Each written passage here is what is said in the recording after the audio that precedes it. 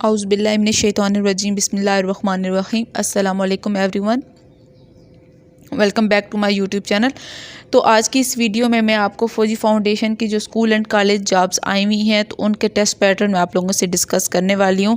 वैसे तो आप फौजी फाउंडेशन की जानिब से ऐसे आपको कोई पास्ट पेपर जो है वो दिए नहीं गए, ठीक है, लेकिन उन्होंने आपको जो है वो टेस्ट पैटर्न लाजमी बता दी है कि आपने किस किस तरह से आपका टेस्ट पैटर्न क्या होगा और आपने किस हिसाब से अपनी तैयारी करनी है, ठीक है।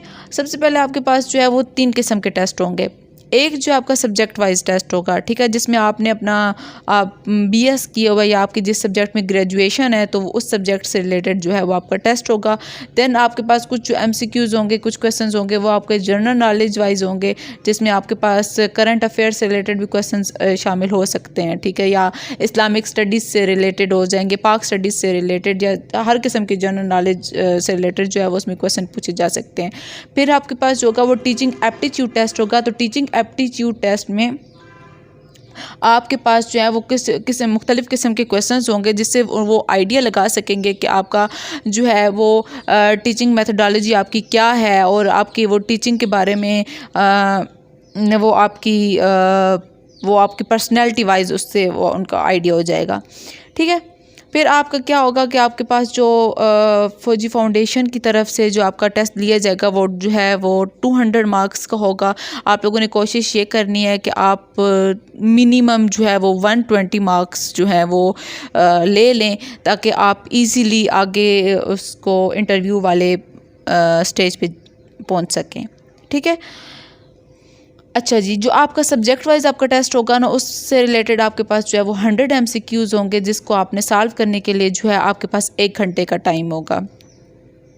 मोस्टली क्या होता है कि आपने क्या करना है कि आपने अपनी वैसे तो बीएस से रिलेटेड क्वेश्चंस मोस्टली मौजूद होंगे, ठीक है, लेकिन मेरी सजेशन ये है आपको कि आपने मैट्रिक और एफएससी लेवल का भी अपने बहुत अच्छे तरीके से पढ़ लेना है, और मैट्रिक और एफएससी लेवल की भी आपने जो आपकी सिलेबस है उसको भी अच्छे तरीके से कर लेना है, रीड आउट कर लेना है, क्योंकि कुछ बेसिक क्वेश्चंस भी हो सकते हैं, ठीक है। और वैसे जो मेन आपके पास क्वेश्चंस आएंगे ना, वो आपके बीएस के अंदर जो सब्जेक्ट मौजूद हैं वो आपके आएंगे, ठीक है।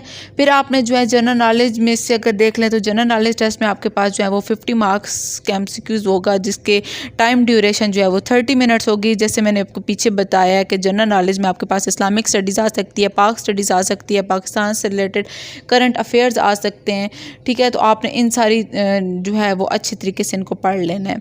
या फिर जो है अभी पाकिस्तान जब बना था तो उस टाइम पे वज़ीर आज़म कौन था, सदर कौन था, पाकिस्तान का नाम किसने रखा था, ये जो सारी इंफॉर्मेशन है, या इसके जो प्रोविंसेस हैं उनके बारे में मतलब आपने सारी डिटेल अच्छे तरीके से जो है वो पढ़ लेनी है।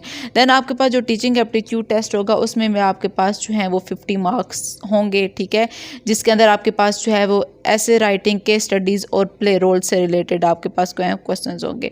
फिर आपके एक और चीज़ का आप लोगों ने ख़ास तौर पर ख्याल रखना है कि जो है आप जब टेस्ट देने जाएंगे तो आपने लाजमी तौर पर आपको फौजी फाउंडेशन की जानिब से जो एडमिट कार्ड मिलेगा वो आपने लाजमी साथ में लेकर जाना है, अदरवाइज़ वो आपको जो है वो इंटर नहीं होने देंगे। तो आपने इस चीज़ का जो है वो लाजमी तौर पर ख्याल रखना है।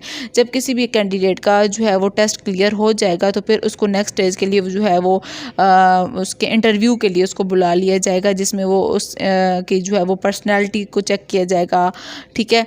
तो कुछ पर्सनैलिटी वाइज वो आपकी जजमेंट करेंगे, देन आपसे कुछ आपके सब्जेक्ट वाइज आपसे क्वेश्चनिंग करेंगे। लेकिन अगर पहला मेन जो है वो फोकस क्या है कि आपने टेस्ट क्लियर करना है, तो टेस्ट क्लियर करने के लिए आप की मेन है कि आपका अपने सब्जेक्ट के ऊपर जो है वो ग्रिप अच्छी होनी चाहिए, ठीक है। और मैट्रिक एफएससी के क्वेश्चंस को आप लोगों ने लाजमी अच्छे तरीके से वो भी देख लें, ताकि पता चले कि जी वो बेसिक ये क्लियर ना हो तो ये फिर और ज़्यादा गलत बात हो जाएगी, ठीक है। तो आई होप सो आपको सारा क्लियर हो गया होगा। तो थैंक यू वेरी मच, और मेरे चैनल को लाजमी सब्सक्राइब कर दीजिएगा, और अगर आपको कोई प्रॉब्लम है तो आप कमेंट सेक्शन में मुझसे पूछ सकते हैं, ठीक है जी। Thank you.